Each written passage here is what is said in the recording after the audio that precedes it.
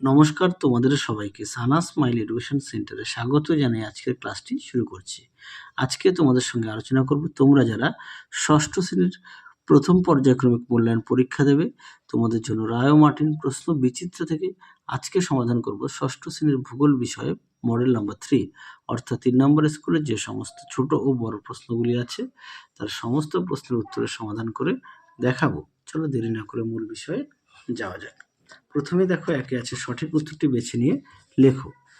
এক দাগে আছে প্রাচীনকালে নাবিকরা উত্তর দিক ঠিক করতেন ধ্রুবতারা পর্যবেক্ষণের মাধ্যমে, অপশন ডি। দুই আছে কোন গ্রহের অভিকর্ষ বল সবচেয়ে বেশি, উত্তরটা লিখবে বৃহস্পতি, অপশন সি। তিনে দেখো পৃথিবীর নিরক্ষীয় ব্যাস মেরু ব্যাস অপেক্ষা 42 কিমি, অপশন সি। পরবর্তী দেখো কি আছে চারের সূর্যোদয়ের আগের সময়কে বলে উষা, অপশন বি। পাঁচে আছে 5 দাগের প্রশ্নের উত্তরটা হবে মেঘালয়। হ্যাঁ, আমি প্রশ্নটা পড়লাম না, উত্তরটা হবে অপশন সি।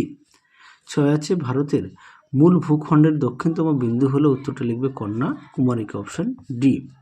পরবর্তী প্রশ্ন দেখো 2 দাগের কি আছে শূন্যস্থান পূরণ। একে আছে 1956 সালে ভারতের রাজ্য ভাগ করার প্রধান ভিত্তি ছিল ভাষা। 2 দেখো ভারতের বৃহত্তম রাজ্য হলো রাজস্থান। 3 আছে কারাকোরাম পর্বতের ড্যাশ ভারতের উচ্চতম পর্বতশৃঙ্গ, কেটু বা গডউইন অস্টিন। 4 আছে শিবালিক ও হিমালয়ের মাঝের সংকীর্ণ উপত্যকাকে দুন বলে। 5 আছে 3 দিক জল দ্বারা বেষ্টিত জলভাগকে উপদ্বীপ বলে।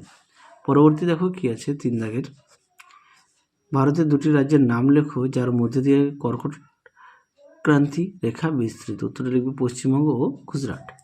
2 দেখো কি আছে গিরিপথ কাকে বলে, উদাহরণ দাও।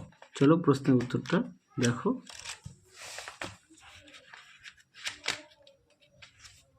তোমাদের আগের ভিডিওতে সমস্ত বিষয়ের সাজেশন দেওয়া আছে, তোমরা যারা এখনো দেখোনি আমাদের প্লে লিস্টে গেলে পেয়ে যাবে। দেখো গিরিপথ কাকে বলে উদাহরণও দেওয়া আছে, তোমরা একটু দেখে নাও। পরবর্তী প্রশ্ন দেখো কি আছে 3 দাগের হিমালয় পার্বত্য অঞ্চলে জনবসতি কম হওয়ার 2টি কারণ লেখো। এই প্রশ্নের উত্তরটি তোমাদের পাঠ্য বই থেকে দেখাই, যেহেতু পাঠ্য প্রত্যেকের আছে তোমাদের পড়তে সুবিধা হবে। উত্তরটি এখান থেকে এই পর্যন্ত লিখবে, পেজ নম্বর 72 পাঠ্য বইয়ের। পরবর্তী দেখো কি আছে 4 দাগের নিচের যে কোনো 2টি প্রশ্নের উত্তর দাও যার প্রশ্ন মান হচ্ছে 3। একে আছে গ্রহ ও নক্ষত্রের পার্থক্য লেখো। দেখো প্রশ্নের উত্তর,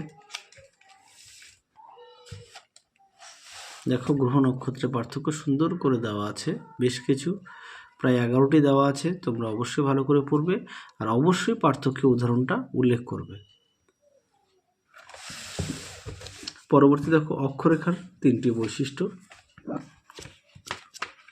দেখো প্রশ্ন উত্তর দেখে নাও, সুন্দর করে দেওয়া আছে, তোমরা অবশ্যই ভালো করে পড়বে। তোমরাও যদি পারো পয়েন্ট দিয়ে লিখতে পারো।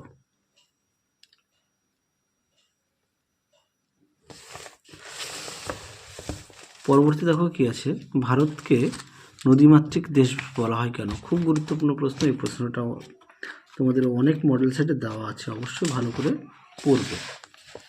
উত্তরটি এখান থেকে এই পর্যন্ত লিখবে। পরবর্তী দেখো কি আছে 5 দাগের দেখে নাও কি আছে যার প্রশ্নের মান 5।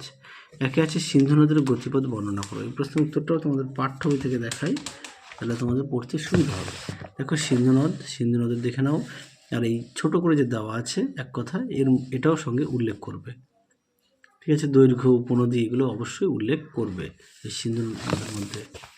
পরবর্তী দেখো 2 দাগের ভারতের ভূপ্রাকৃতি বিভাগ করে যে কোনো একটি বিভাগের সম্পর্কে বর্ণনা করো। দেখো প্রশ্নের উত্তর, দেখো এখানে মোট 5টি ভূপ্রাকৃতিক অঞ্চলে ভাগ করা আছে।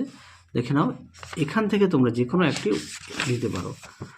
তোমরা এটাও লিখতে পারো, অথবা এখানে মোট যে 5টি দেওয়া আছে তোমরা যেটা খুশি দিতে পারো, ঠিক আছে। না হলে এটাও দিতে পারো।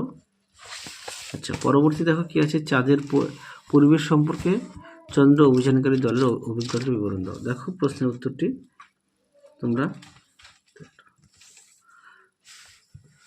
চাঁদের পরিবেশ সম্পর্কে দেখো উত্তরটি এখান থেকে লিখবে, দেখে নাও। এখানে বেশ কিছু পয়েন্ট দেওয়া আছে, তোমরা অবশ্যই পয়েন্ট দিয়ে লিখবে, তাহলে নাম্বারটা ভালো আসবে। তাহলে চলো আজকের মতো এখানেই সমাপ্ত করছি। আবার দেখা হবে খুব শীঘ্রই তোমাদের পরবর্তী ভিডিওতে। তোমরা সবাই সুস্থ থেকো, ভালো থেকো। আজকের মতো টাটা।